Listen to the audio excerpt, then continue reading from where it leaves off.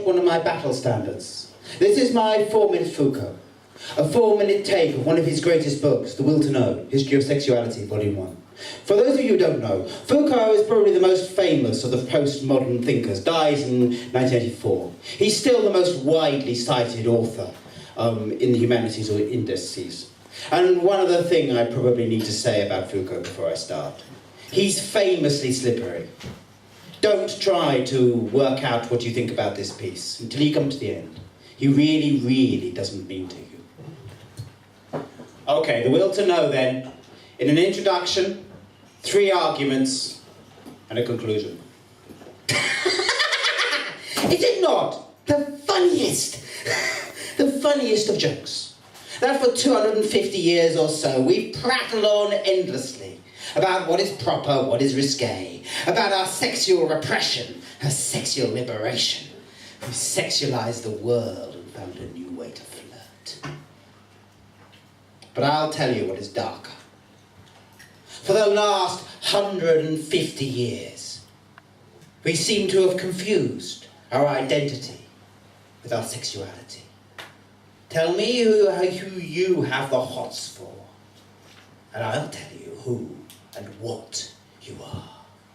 We have taken the wild tempest of our souls, our creativity, our hopes, our dreams, our ability to catch each other's eye, and we've crushed them into a binary opposition of genders rooted in biology, or in these enlightened times, a chocolate box selection of permitted sexualities. We look upon our desires as if they held some truth about ourselves, fearing what they might contain.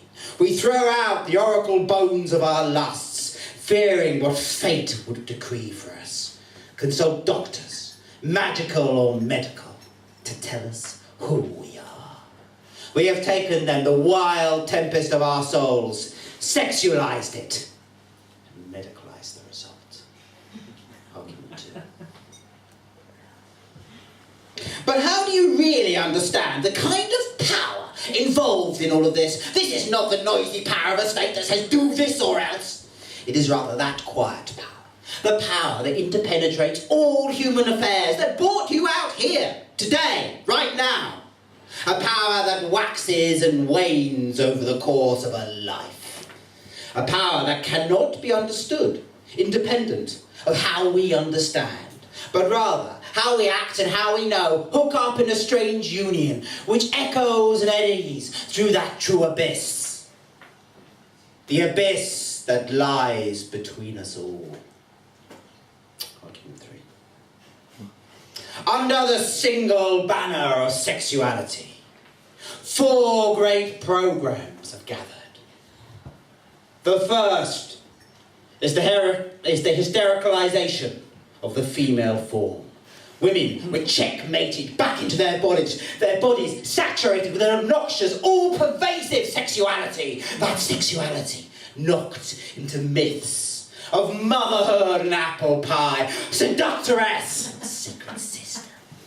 And anyone who didn't conform, they're not normal. But don't worry, we can treat them. At the same time, there has been a gathering fear, amounting at last to paranoia about what children are doing late at night under the bedclothes, or with each other in the barn.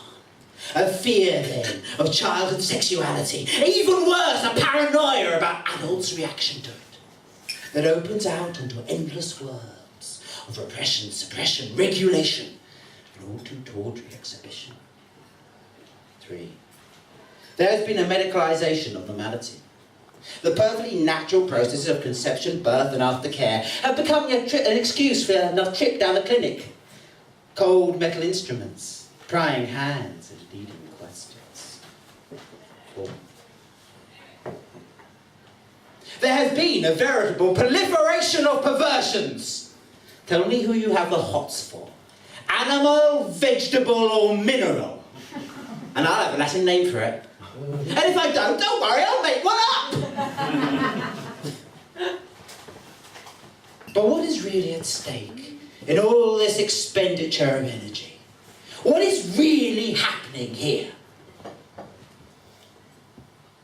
Well, maybe. For the very first time in all of human history, mankind is learning something.